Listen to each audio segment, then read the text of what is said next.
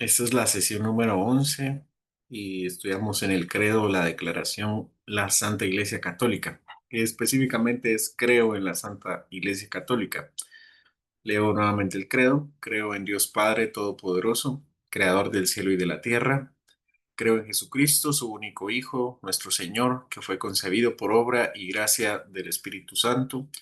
Nació de la Virgen María, padeció bajo el poder de Poncio Pilato, fue crucificado, muerto y sepultado, descendió a los infiernos, al tercer día resucitó de entre los muertos, subió a los cielos y está sentado a la derecha de Dios Padre Todopoderoso. Desde allí ha de venir a juzgar a vivos y muertos. Creo en el Espíritu Santo, la Santa Iglesia Católica, la comunión de los santos, el perdón de los pecados, la resurrección de la carne y la vida eterna. Amén. Entonces, hoy nos atañe la declaración que encontramos acá: creo en la Santa Iglesia Católica. Con unas aclaraciones al inicio, ¿verdad? Que creo que son necesarias. Seguramente muchos ya la conocen, que aquí la palabra católica significa universal, no significa, bueno, no queremos decir que creemos que la iglesia verdadera es la iglesia católica romana, sino más bien creemos que la iglesia del Señor es universal, es católica. Y también vamos a ver qué implica esa declaración, que no es arbitraria, no alguien se le ocurrió un día y dijo, bueno, hay que incluirlo, ¿no? Es el nombre de nuestra iglesia, lo vamos a poner en el credo. Entendiendo un poco el contexto del credo, el credo fue formulado, las ideas fueron formuladas en el siglo segundo. Realmente no se sabe cuándo fue escrito, pero se entiende que resumen bien la doctrina de los apóstoles. Y dentro de esa doctrina de los apóstoles está la declaración de Iglesia Católica, que para ella el siglo segundo o tercero la palabra católico era utilizado bastante. Y si ustedes van con las diferentes iglesias en el mundo, no solo la iglesia protestante y la iglesia católica romana, sino otras iglesias, también en su nombre está Iglesia Católica. Por ejemplo, los ortodoxos, la Iglesia Católica Ortodoxa, los coptos, la Iglesia Católica Copta, la Iglesia Siríaca, la Iglesia Católica Siríaca, la Iglesia Armenia, la Iglesia Católica Armenia. Entonces, las iglesias del mundo ponen esa palabra en su nombre, ¿verdad? Nosotros también en teoría, ¿no? La Iglesia Católica Evangélica, porque la palabra católico significa universal. Eso significa también que, bueno, eso es lo que vamos a ver en esta sesión, pero por lo menos decimos que católico no es el nombre de la Iglesia Católica Romana, y tampoco es que nos queramos robar el nombre de la Iglesia Católica Romana, sino que de hecho todas las iglesias en el mundo utilizan la palabra católico en su nombre porque entienden cuál es su significado. Y nosotros, y el significado para ellos es el significado del credo, porque cada una de las iglesias en el mundo creemos que somos descendientes de la verdadera iglesia del Señor, ¿no? Incluyendo la iglesia católica romana, ellos también creen que son la verdadera iglesia, ¿no? Pero vamos también a diferenciar entre lo que creen los católicos romanos y lo que nosotros creemos acerca de la iglesia y de lo que significa también la palabra católico. Eh, vamos a empezar con la declaración de que creo en la iglesia católica, perdón, creo en la iglesia católica, que es también santa, ¿no? Vamos a ver cómo dice aquí: creo en la Santa Iglesia Católica. ¿Qué significa la palabra iglesia? La palabra iglesia es esta palabra eclesia del griego, que significa la asamblea o la reunión, o los que son llamados, los convocados. Eso significa iglesia, asamblea, reunión, convocación. Entonces nosotros somos la convocación, y esta convocación ya existía desde los tiempos del Antiguo Testamento. Ellos eran la iglesia del Antiguo Testamento, la congregación de los santos, los llamados al culto, a adorar al Señor. Esa es la iglesia. Por eso también entendemos que la práctica más importante de la iglesia es adorar, porque ser convocados es ser convocados a un propósito que es la adoración. Se les llamaba a los israelitas a la Asamblea Santa, a la Iglesia Santa, para poder adorar, ofrecer sacrificios y sus cánticos y sus ofrendas y todo lo que hacían en el culto del Antiguo Testamento. Ellos eran los llamados, los convocados a adorar alrededor del tabernáculo o alrededor del templo. Eso se refiere. Y nuestro Señor usa la palabra eclesia también, pero debemos entender también que nuestro Señor no hablaba griego.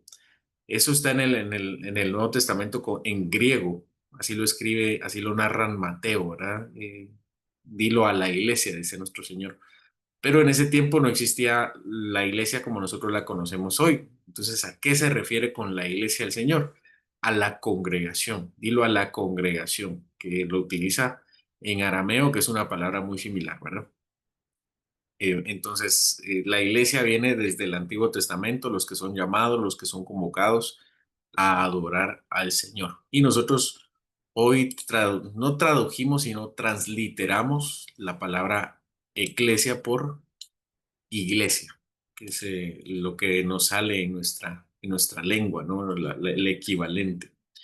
Es la comunidad de redimidos por Cristo que confiesan su nombre y son apartados para Dios. Bueno, hay que hacer también una distinción en lo que se entiende como por iglesia, porque hay dos entendimientos de lo que es la palabra iglesia.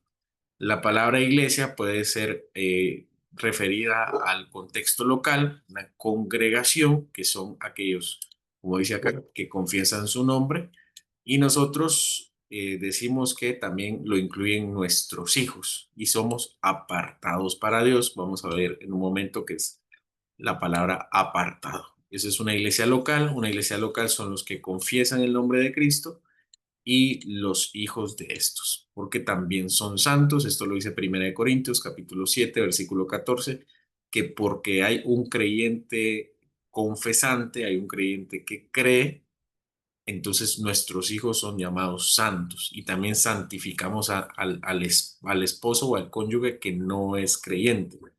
Lo santifica, es decir, lo aparta. Y eso es exactamente lo que vemos en el modelo del Antiguo Testamento. Si había una persona que era creyente, que era israelita, aunque se hubiera casado con un extranjero, era santificado y digno de llegar a la adoración al Señor, así como sus hijos. Sus hijos también tenían que ser circuncidados. Los textos que tenemos, ¿verdad? De la palabra iglesia, la tenemos tanto en los evangelios como en las cartas. Sobre esta roca edificaré mi iglesia. Esta es palabra del Señor cuando todavía estaba el antiguo pacto vigente, porque aunque Mateo está en el Nuevo Testamento, el libro de Mateo es todavía parte del antiguo pacto, del Antiguo Testamento. Lo tenemos de Pablo también, que Cristo ama a la iglesia y se entregó por ella. ¿Por quiénes? Por los judíos que estaban en ese tiempo y por los que habrían de creer. Y Hechos narra que la iglesia,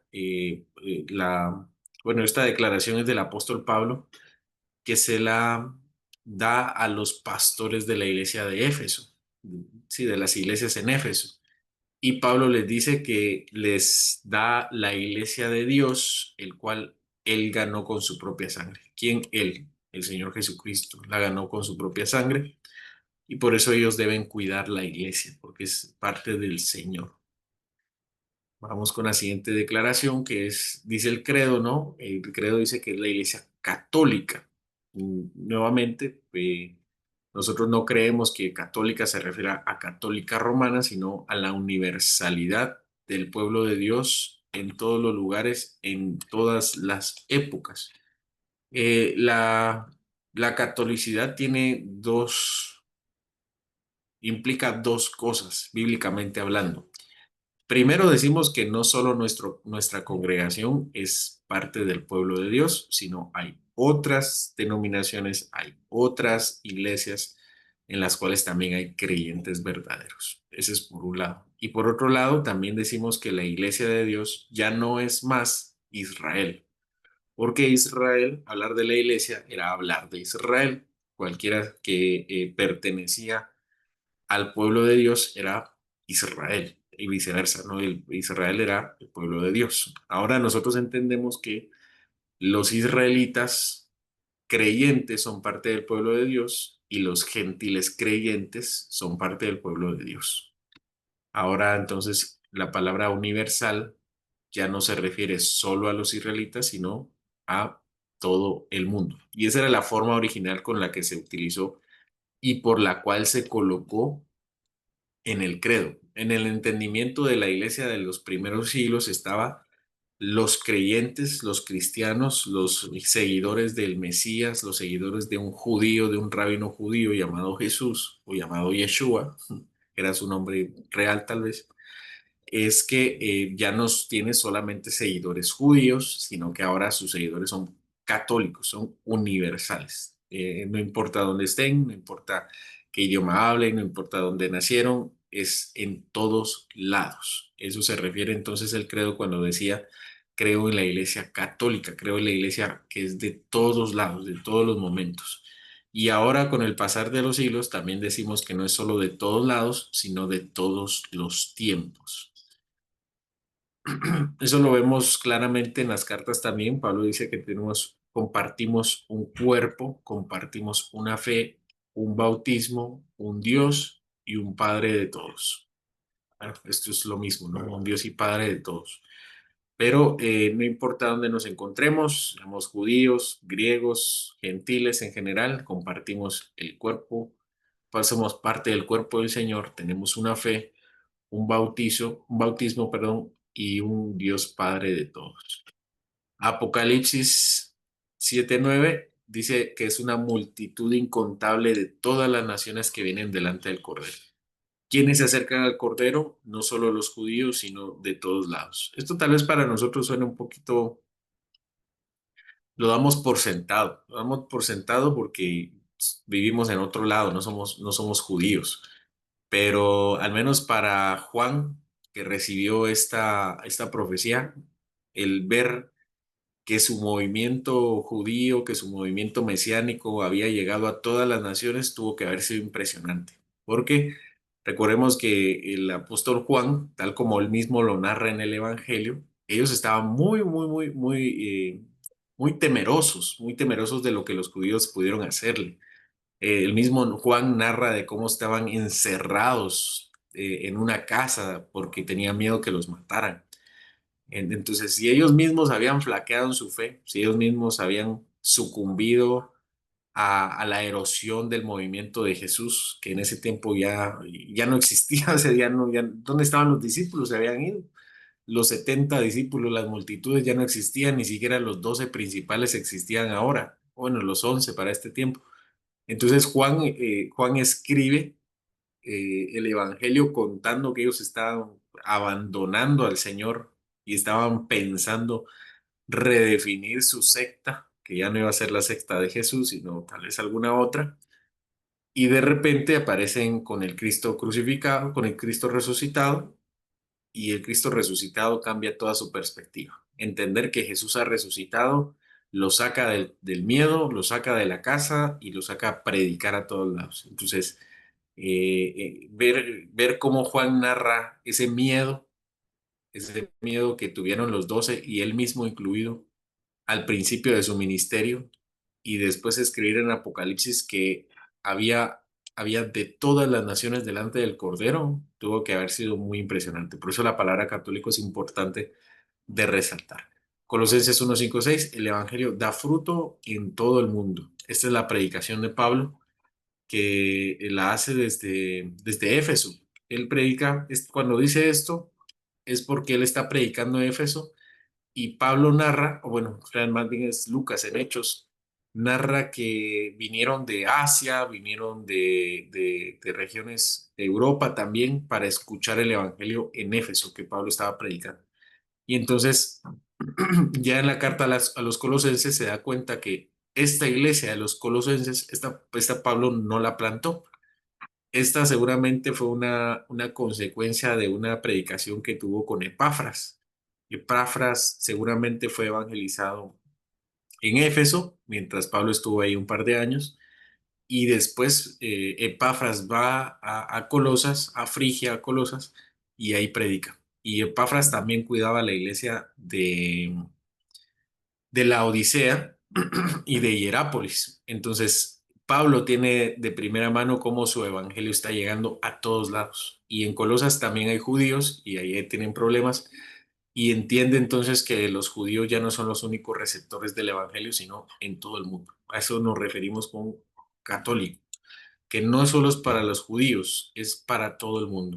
Y esa es la iglesia en la que nosotros creemos. No creemos una iglesia que se, que se enfrasca en defender a los judíos, que se enfrasca en buscar el bienestar de los judíos sobre todas las cosas, que se enfrasca en hacer una idolatría a los judíos. Los judíos no tienen tanta necesidad del Señor como nosotros, tienen tanta obligación de arrepentirse y volverse a Cristo para ser parte del pueblo de Dios, como lo tenemos cualquiera de nosotros los gentiles. Así que esta declaración de creo en la Iglesia Católica implica eso, implica en el deber de todos los hombres de ir a predicar a Cristo a todas las naciones. Y vamos con la última declaración de esta pequeña frase que es que creemos que la iglesia es santa. Santa tiene también dos connotaciones el día de hoy, que la primera es utilizado como sinónimo de moralidad. Yo digo que él es santo, estoy diciendo que él se porta bien, que hace las cosas bien, que obedece, que cumple las reglas, a eso me refiero cuando digo santo. Pero cuando la Biblia usa la palabra santo, santidad o sagrado, que también es lo mismo, no se refiere a que seamos perfectos, sino a que somos apartados, que somos diferentes, que somos exclusivos, pero no para cualquier cosa, sino para Dios. Por ejemplo, los utensilios del templo se decía que eran santos. Bueno, antes de ungirlos realmente eran instrumentos normales, pero cuando los ungen o cuando los seleccionan, cuando los apartan, se dice que son santos porque son para el ministerio de Dios, para el servicio en el templo de Dios. Entonces, cuando nosotros decimos que la iglesia es santa, no decimos que somos perfectos, sino apartados para Dios. ¿Qué implica portarnos bien? ¿Qué implica seguir la ley de Dios? ¿Qué implica buscar una vida moral? Eso implica, pero es un diferente enfoque, porque es Cristo quien nos ha apartado, es el Señor quien lo ha hecho por nosotros y no nuestro propio desempeño. No es nuestra propia obra la que nos ha apartado para Dios, sino la obra de Cristo en nosotros. Y la sangre de Cristo ha hecho este derramamiento por nosotros. Vean lo interesante de la palabra santo, porque cuando vemos en la Biblia la palabra santidad en relación al Señor, la vemos en las consagraciones de los instrumentos del tabernáculo y el mismo tabernáculo, o en las consagraciones de los sacerdotes y los levitas. ¿Cómo los hicieron santos? Los purificaron y les derramaron sangre. Y así eran apartados para Dios. Así fue apartado Israel para Dios cuando se les derramó sangre. Y cuando también se bañaron en sangre los instrumentos del templo, ahí fueron apartados para Dios. Entonces, ¿en qué momento nosotros nos hicimos santos o que en nosotros nos fuimos hechos santos? De la misma manera cuando el Señor derramó su sangre sobre nosotros y fuimos apartados para Dios. Sin embargo, a lo largo de de las décadas posteriores a este evento, los creyentes tuvieron dudas acerca de ese hecho, de esa consagración de parte de nosotros. Y por eso el apóstol Pablo tiene que explicar la naturaleza de la consagración de la iglesia. Y esto lo hacen Colosenses y en Efesios también. Y dice que las arras de nuestra salvación, esa es una declaración de Efesios, dice que nuestras arras, y a veces el lenguaje de Reina Valera nos puede confundir un poco, pero la palabra arra significa garantía. La garantía de nuestra santificación es el Espíritu Santo que mora en nosotros. Si alguien tiene dudas acerca de si ha sido apartado del mundo para Dios, el Espíritu Santo es la garantía. El Espíritu Santo es la póliza de que nosotros, por mucho que caminemos lejos de Él no regresará. Él promete estar con nosotros para darnos todo tipo de regaños, todo tipo de exhortaciones, todo tipo de reprensiones, para poder regresar a esa vida consagrada al Señor. Entonces la santidad es tanto posicional como progresiva. ¿Cómo así posicional como progresiva? Este es un lenguaje más nuestro, ¿no? Más actual, no tanto del credo, pero decimos que es posicional porque ya somos santos en el Señor y nada nos falta para ser santos. Nada nos falta para ser apartados. ¿Sí? No hay una especie de calificación a la que tengamos que aspirar, ni algún kilometraje al cual hay que llegar. Ya tenemos toda la santidad en el Señor. Para el Señor ya somos salvos. Como Él lo ve, ya estamos en Cristo Jesús y ya somos herederos de la gracia venidera. Pero al mismo tiempo se habla de la gracia, pero de la santidad progresiva, que es el camino de perfeccionamiento en el que todos estamos. Entonces, en otras palabras, lo que necesitamos lo que nos pide el Señor es empatar esto con esto. Ser dignos del llamamiento, buscar ser dignos del llamamiento en el cual ya hemos sido llamados. Buscar alcanzar aquella nota que ya nos colocaron. Imaginemos un profesor, ¿no? Un profesor que tiene un estudiante que está muy preocupado por la nota que va a sacar y se da cuenta que por eso no está aprendiendo. Entonces, ¿qué hace el profesor? Pues el profesor, como es un buen profesor, se da cuenta que al chico lo que le falta no es ganas de aprender, sino tal vez un poco ni tampoco disposición, sino simplemente su anatomía cerebral no está, no está tan hecha como para llegar a las notas o a las calificaciones requeridas por la institución. Entonces, lo que le dice el profesor es, mira, yo te voy a poner 100 ya. Y ya con esos 100 tú estás tranquilo para estudiar y aprender. Ya no te preocupes por la nota, sino preocúpate por aprender. Bueno, algo así, ¿no? Ninguna analogía es perfecta, pero es prácticamente lo que quiero ilustrar, ¿verdad? El Señor ya nos ha dado la nota y no hay necesidad más de esfuerzos por alcanzar la nota. Sin embargo, sí nos dice, ¿verdad? Ahora que tienes la nota, ahora que tienes la vida eterna en mí, esfuérzate por alcanzar, por ser digno del llamamiento, por ser digno de aquello por lo cual el Señor ya ha ganado para ti. Eso hablamos por santificación progresiva, que estamos avanzando, siendo conformados a la imagen de Cristo, buscando la estatura del varón perfecto, pero entendiendo que ya la tenemos en Jesucristo. Él mismo nos lo ha dado con la salvación, nos ha dado todo tipo de santificación. Simplemente que ahora somos nosotros quienes nos apoyamos en el Espíritu y en su palabra, por supuesto, para buscar esa santificación. Algunos textos que digan que somos santos. El apóstol Pedro nos dice que nosotros somos nación santa, somos un pueblo santo. Y este texto va muy acorde a lo que dice el credo, que somos una iglesia católica, una santa iglesia católica. En este texto de Pedro dice ya que somos una nación. ¿A qué nación se refiere? ¿A la nación de Israel? Pedro ya se refiere a la nación conformada por los hijos de Dios en general, sean gentiles o sean judíos. Ahora, a esto le llama nación, a la conformación de todo el cuerpo de Cristo. Y el mismo calificativo que le dio a Israel en el Antiguo Testamento se lo da a la iglesia en el Nuevo Testamento. Es una nación santa. Israel era una nación santa, pero ahora los creyentes somos una nueva nación santa, una iglesia santa, una iglesia católica santa. Efesios 1:4, escogidos para ser santos y sin manchas. Aquí tenemos, eh, vean los tiempos verbales, vean los tiempos verbales y también las preposiciones. No espero no hablar en chino, pero aquí Pedro dice que nosotros somos, vosotros sois. Esto está en presente y en el texto griego también está en presente.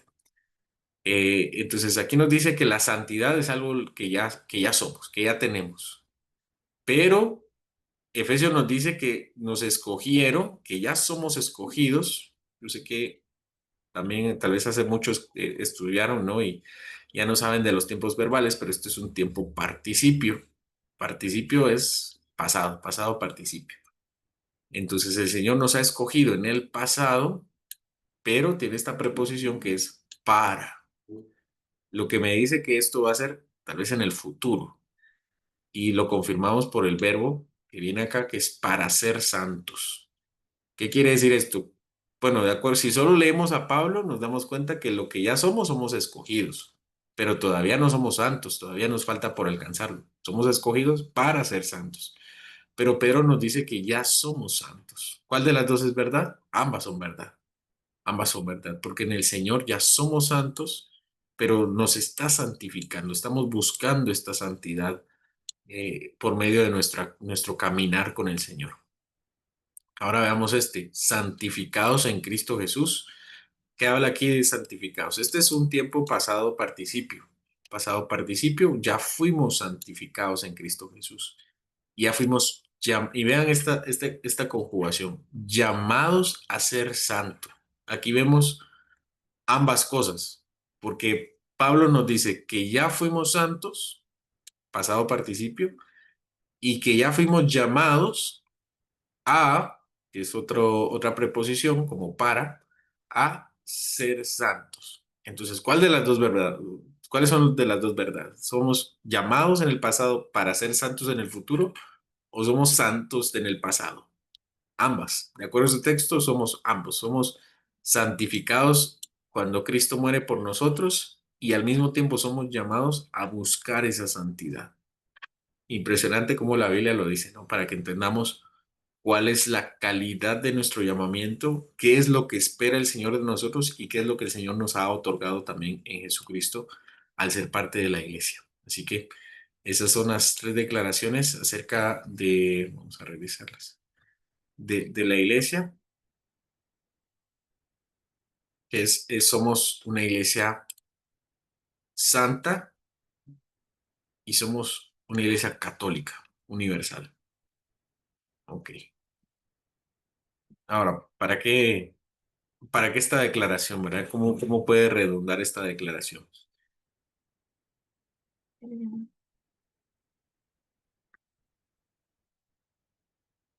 Bueno, primero debemos recordar que es una confesión, aunque está de forma tácita, sigue siendo una declaración. Creo en el Espíritu Santo, después dice coma, en la Santa Iglesia Católica. Esto quiere decir que creo en la Santa Iglesia Católica. Reconocer que la Santa Iglesia es católica no es como decir creo en Cristo Jesús, sino más bien se desprende de la declaración anterior, que es creo en el Espíritu Santo y por lo tanto en la Santa Iglesia Católica. En la Iglesia Católica Romana, para ser salvos hay que ser parte de la Iglesia Católica Romana. Esto ha sido un poco confuso. Yo no sé si han estado al tanto de las noticias de las encíclicas y todo eso de la Iglesia Católica Romana. Espero que no pierdan su tiempo tanto con ellos, pero eh, durante algún tiempo, al menos en el Concilio de Trento, cuando sucedió todo lo de Lutero y Calvino, definitivamente establecieron que no hay otro camino para llegar al Señor si no es a través de la Iglesia Católica Romana y del bautismo que ellos administran.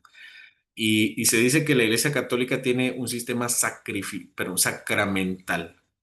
Entonces, la gracia del Señor es dada a través de los sacramentos. Y la Iglesia Católica Romana es la que administra los sacramentos que son necesarios para la salvación. Si la Iglesia Católica Romana no bautiza, si no perdona pecados, si no administra la comunión, entonces no hay posibilidad de salvación real para ningún hombre. Ellos tienen que dar también la extrema unción.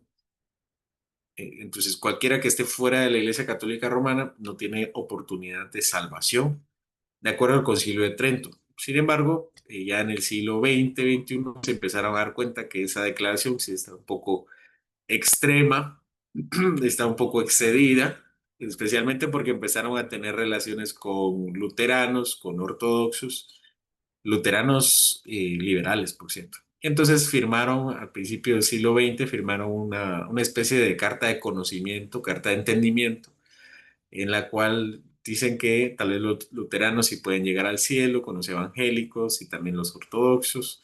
Y al final en el Concilio Vaticano II, a mediados del siglo pasado, establecen que somos los hermanos separados.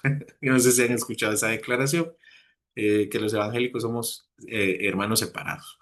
Y reconocen también la filialidad de las iglesias ortodoxas, coptas, siríacas, las que mencioné al principio, y que ellos también son salvos, ¿no? Si están bien. Hace algunos años, el Papa Francisco I, el señor Bergoglio, dice que cualquier persona puede llegar al cielo si es que obedece su corazón o algo así.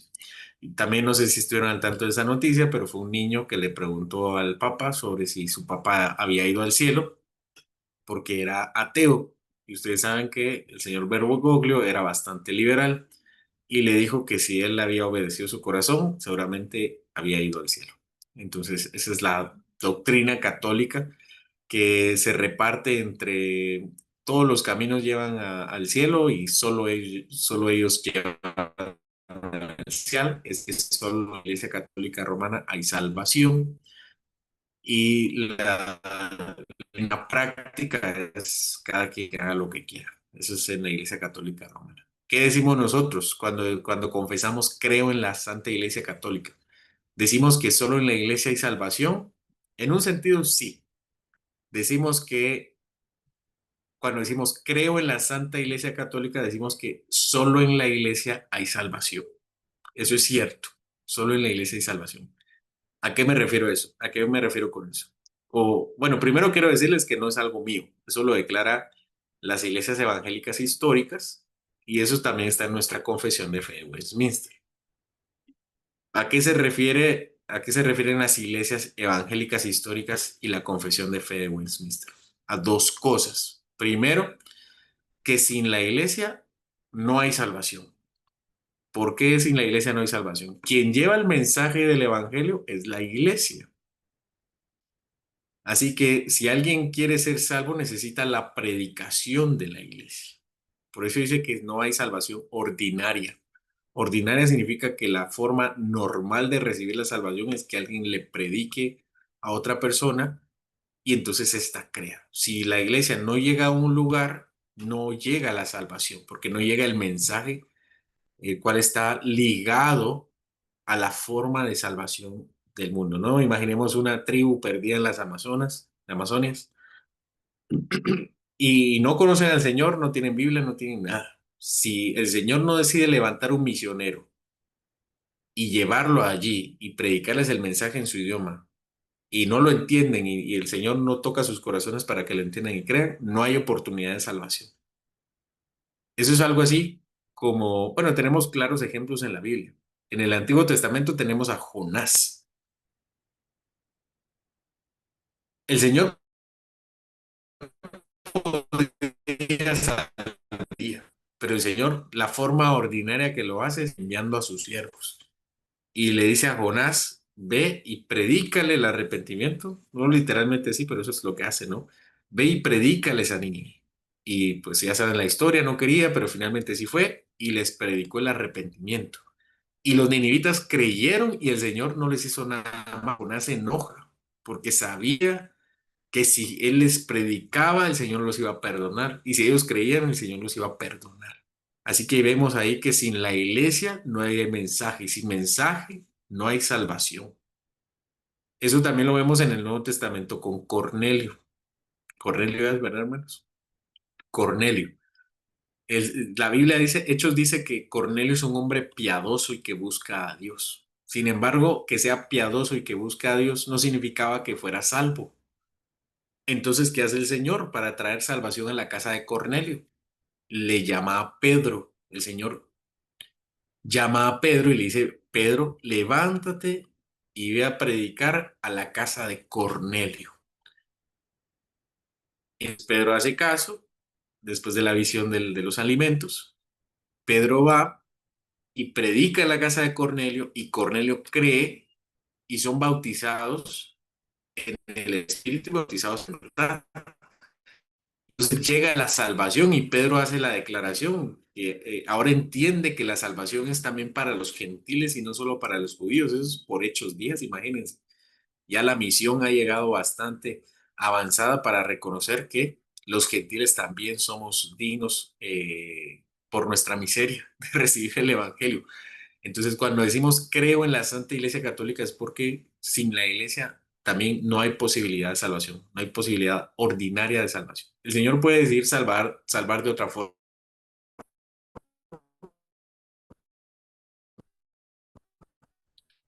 a nuestros hijos, los hijos de los creyentes. Si alguno de los hijos creyentes muere en inocencia, creemos que son salvos. Si alguno de los hijos de los creyentes muere en inocencia, es decir, en un estado de no reconocer como pecado, ¿no? Un niño pequeño o con alguna enfermedad que lo inhabilite para conocer las verdades, nosotros creemos que van al cielo. Entonces, fueron salvos sin el mensaje de salvación, porque el Señor, aunque usa el mensaje, no está atado al mensaje. Él puede salvar porque sí. ¿De dónde decimos eso? Porque el Señor en Primera de Corintios dice que nuestros hijos son santos, apartados. Y después dice, el mismo Señor lo dice en Marcos, hay una declaración de Marcos, creo yo, pero también está en Mateo 19:14 o 14:19, no recuerdo bien, creo que es 14:19, que de los niños, de esos niños son el reino de los cielos. ¿A quién se está refiriendo el Señor? ¿A los niños de todo el mundo o a los hijos de los creyentes? Bueno, no sabemos exactamente, pero por lo menos sabemos que es a los hijos de los creyentes, porque sí nos ha dicho que nuestros hijos son santos. Ahora, en cuanto a los hijos de las personas del mundo, no sabemos si mueren en Adán o mueren en Cristo. Así que nosotros ahí no decimos nada, simplemente callamos. La Biblia cae, nosotros también. De lo que sí estamos seguros es que de nuestros hijos es el reino de los cielos y es una forma extraordinaria de ser salvos. Y la forma ordinaria es por medio del mensaje de salvación. Ahora, esa es la primera forma en que decimos que creer en la iglesia, de alguna forma, es la forma, es la forma lógica. No quiero enredarlo mucho, ¿no? Pero cuando alguien cree, automáticamente es puesto en la iglesia de Cristo, automáticamente, de forma espiritual. Entonces, por eso decimos que sin la iglesia no hay salvación, porque al creer somos parte de la iglesia. Y nadie que no es parte de la iglesia puede ser salvo, porque todos los creyentes son parte de la iglesia. No tal vez de una iglesia local, de una congregación, pero sí del cuerpo general y místico de Cristo. Entonces, por eso decimos que sin la iglesia no hay salvación. Todo creyente es parte de la iglesia y cualquiera que no es parte de la iglesia no es creyente. Y viceversa, el que no es creyente no es parte de la iglesia. Así que por eso decimos que creer en la iglesia también de alguna forma es confesar que sin la iglesia no hay salvación. Ah, bueno, me falta una última, pero que es la disciplina eclesiástica. Hay hay un texto que no me estoy desviando, pero sí ya me di cuenta que no lo tengo aquí en la presentación, que es necesario mencionarlo, que es la disciplina eclesiástica. Déjenme compartirles el texto.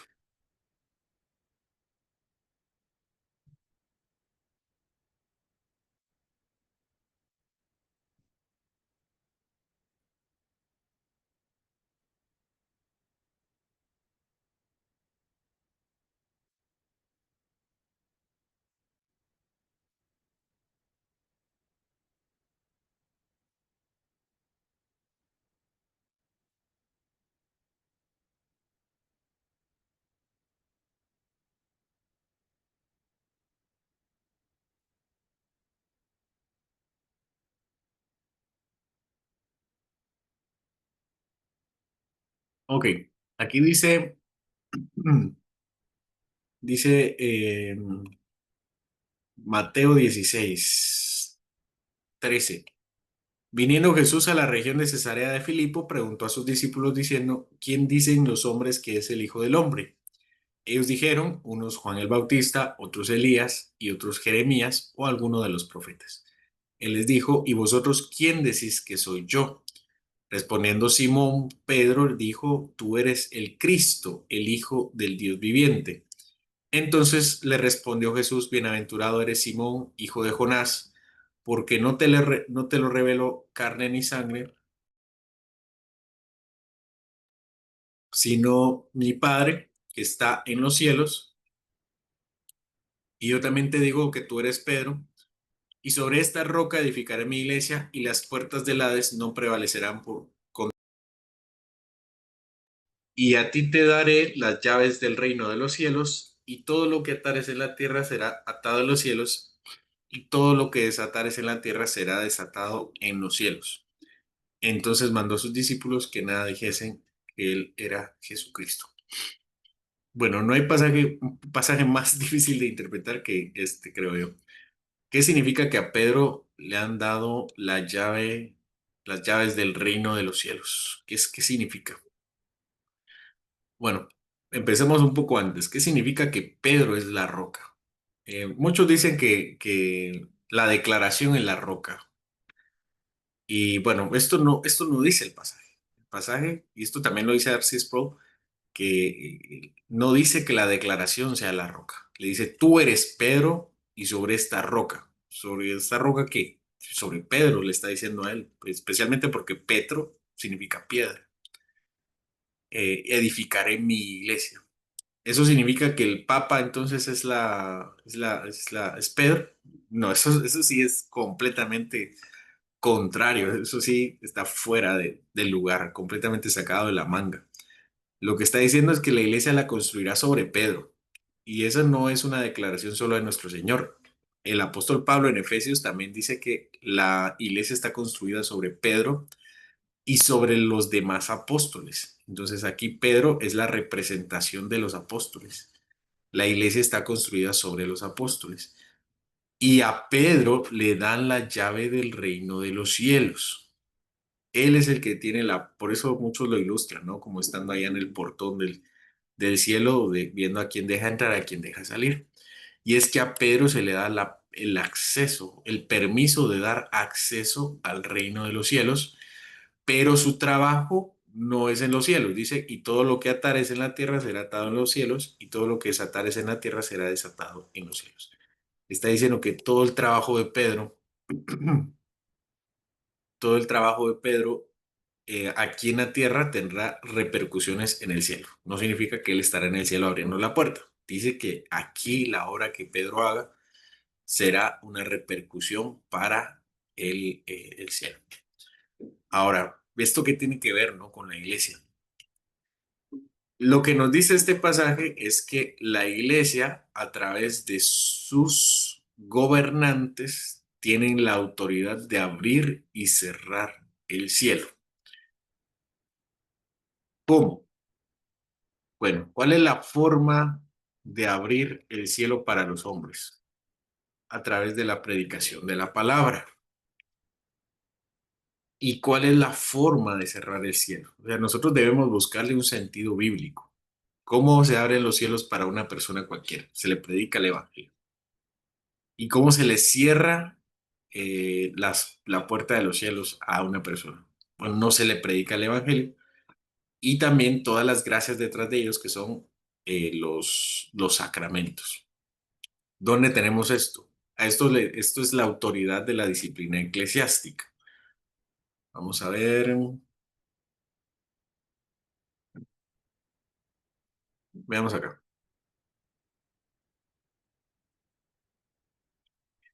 Dice Primera de Corintios 5, de cierto se oye que hay entre vosotros fornicación y tal fornicación cual ni aún se nombra entre los gentiles, tanto que alguno tiene la mujer de su padre, y vosotros estáis envanecidos. ¿No debierais más bien haberos lamentado para que fuese quitado de en medio de vosotros el que cometió tal acción? Ciertamente yo como ausente en cuerpo, pero presente en espíritu, ya como presente he juzgado al que tal cosa ha hecho. En el nombre de nuestro Señor Jesucristo, reunidos vosotros y mi espíritu, con el poder de nuestro Señor Jesucristo, el tal sea entregado a Satanás para destrucción de la carne, a fin de que el espíritu sea salvo en el día del Señor Jesús. Las declaraciones de Pablo son muy similares a las de Pedro, a las que recibe Pedro. Dice, en el nombre del Señor Jesucristo, reúnanse y mi espíritu. Aquí lo que vemos es que Pablo está invocando al Señor Jesucristo para que Él sea quien les dé la autoridad para juzgar este caso. ¿Quién otro tiene esa autoridad? Dice que Pablo también tiene esa autoridad. Pablo como apóstol tiene esa autoridad, porque él ya lo ha juzgado. Entonces, que no tengan miedo de juzgarlo y que sea entregado a Satanás para su destrucción.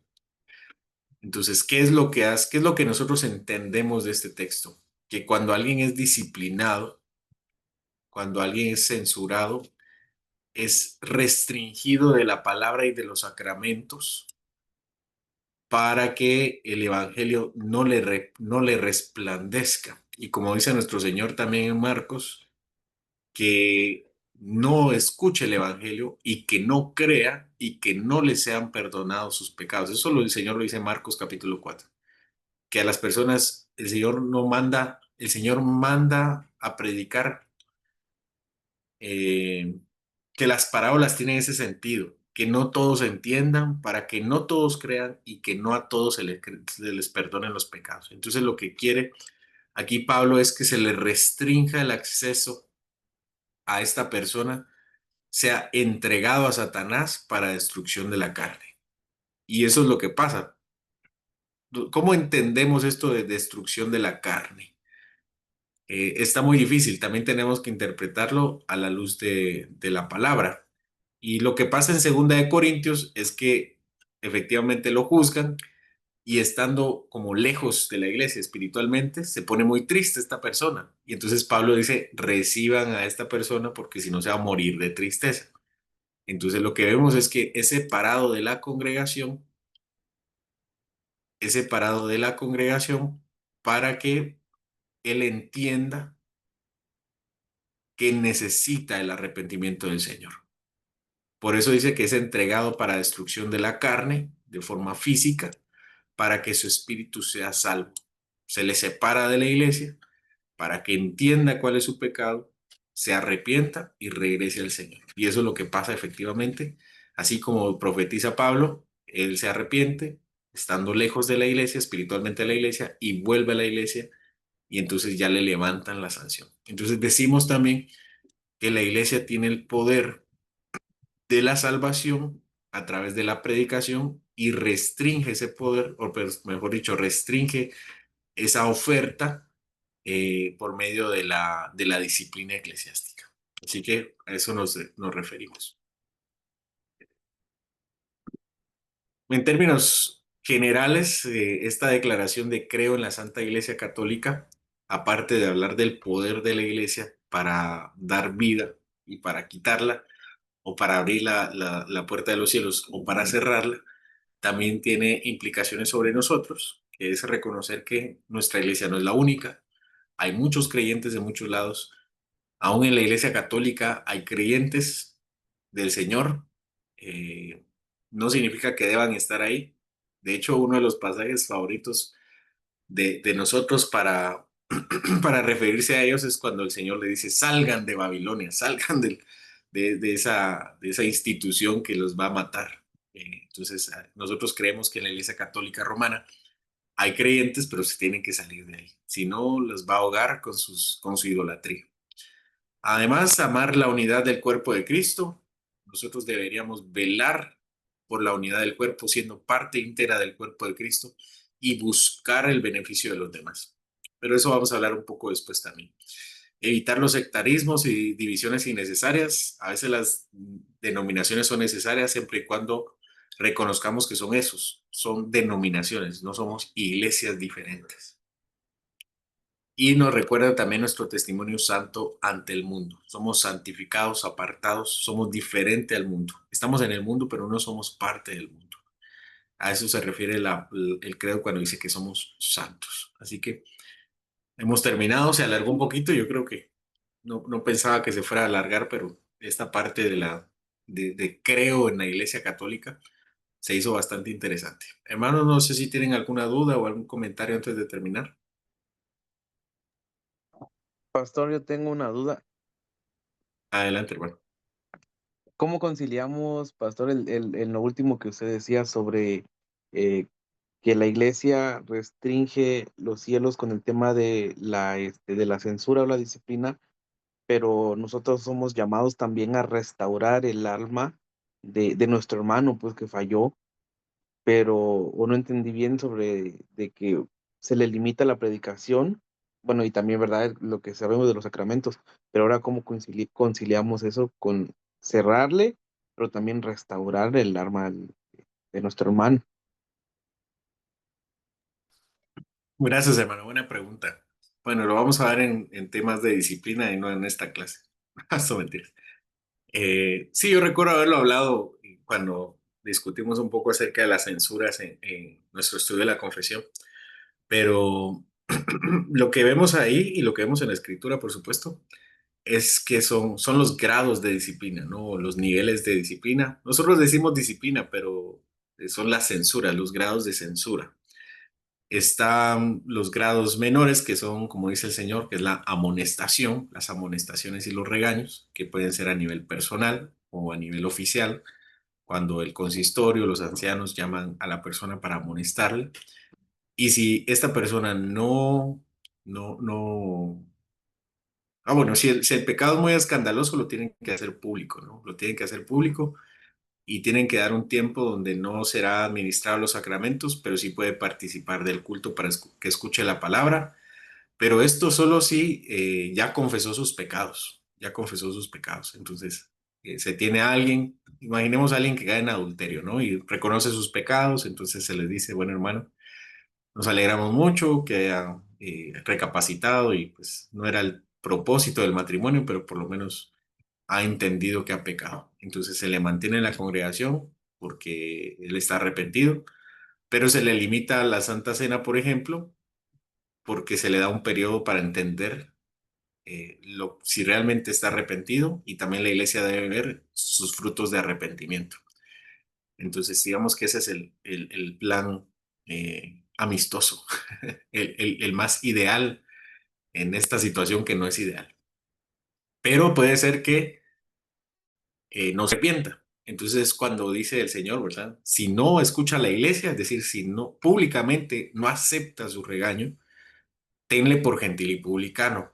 Ese tenle por gentil y publicano hay que limitarle el acceso a la congregación, ya sea porque se le ignore o ya sea porque no se le deje entrar. Y en la Biblia tenemos ambos casos. En Tesalonicenses, sí, en Tesalonicenses dice, hay un hermano o hay hermanos que no quieren trabajar. Entonces Pablo le dice a los tesalonicenses que no le hablen. Vamos a ver si tengo el texto por acá. ¿Se recuerdan cuál es?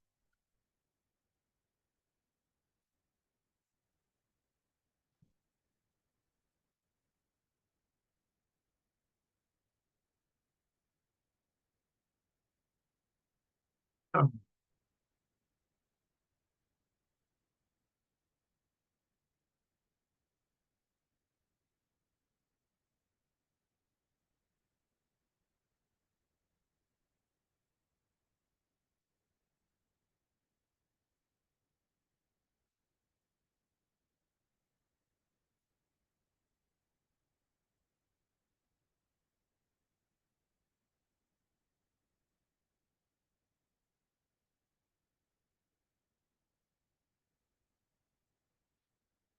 aquí está.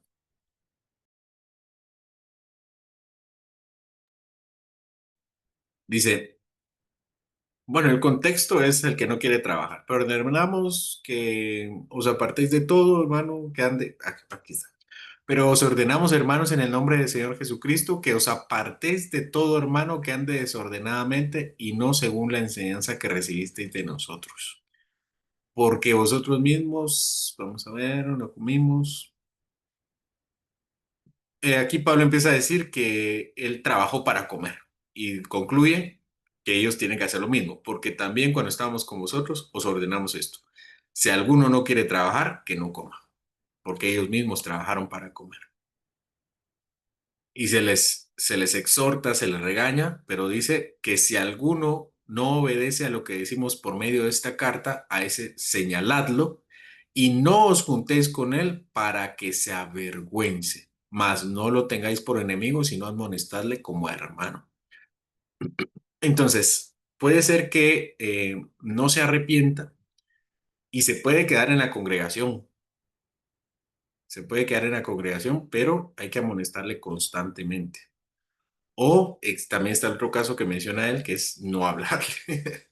No hablarle, que seguramente se refiere a expulsarlo de la iglesia. Entonces, en los órdenes que se han establecido, que se ha tratado de sistematizar estas enseñanzas, de entregarlo a Satanás, de no recibirlo, de no aceptarlo. También tenemos a Juan, vamos a buscar a Juan, para que vean que son diferentes textos que hay que tratar de redimir. Vamos a ver,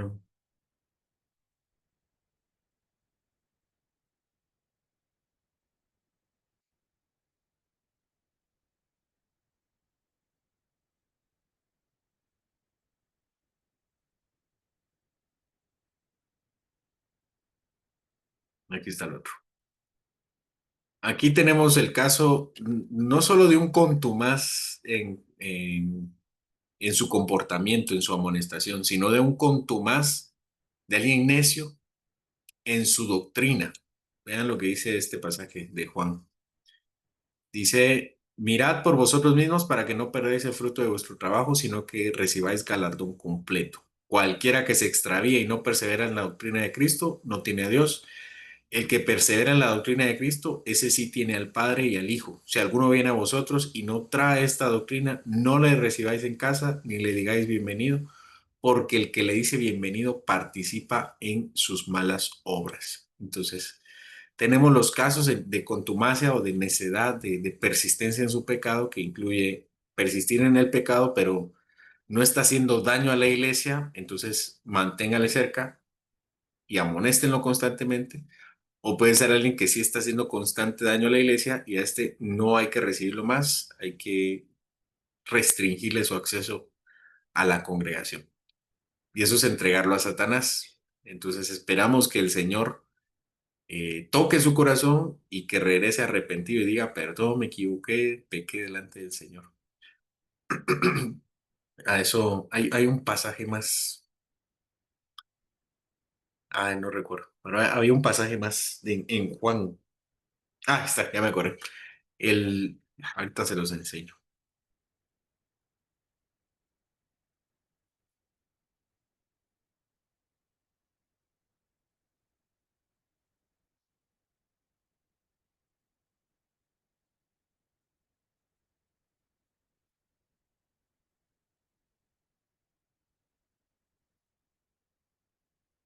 Aquí está. Primera de Juan 5:16. Si alguno viere a su hermano cometer pecado que no sea de muerte, pedirá y Dios le dará vida. Esto es para los que cometen pecado que no sea de muerte. Hay pecado de muerte por el cual yo no digo que se pida. Entonces, llega un punto donde su persistencia le hace pecado de muerte, porque ya no, si alguien no se arrepiente de sus pecados, se va a morir en sus pecados. Entonces, Juan dice que si alguien llega a ese punto, él ya no nos pide que pidamos por él. No nos está diciendo que dejemos de orar por él, está diciendo que ya no es nuestra obligación orar por él. Ya es entregarlo a Satanás, es entregarlo a las manos del Señor. El Señor, ya oramos suficiente por él, de aquí para allá, pues es completamente tuyo. Ya nos libra a nosotros de esa obligación. Así que esos son los grados de disciplina en los cuales se restringe la palabra del Señor, la comunión del Señor, incluyendo la congregación del Señor como los sacramentos. Gracias, pastor.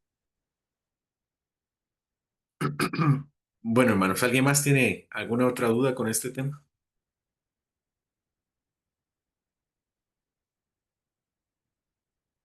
¿No?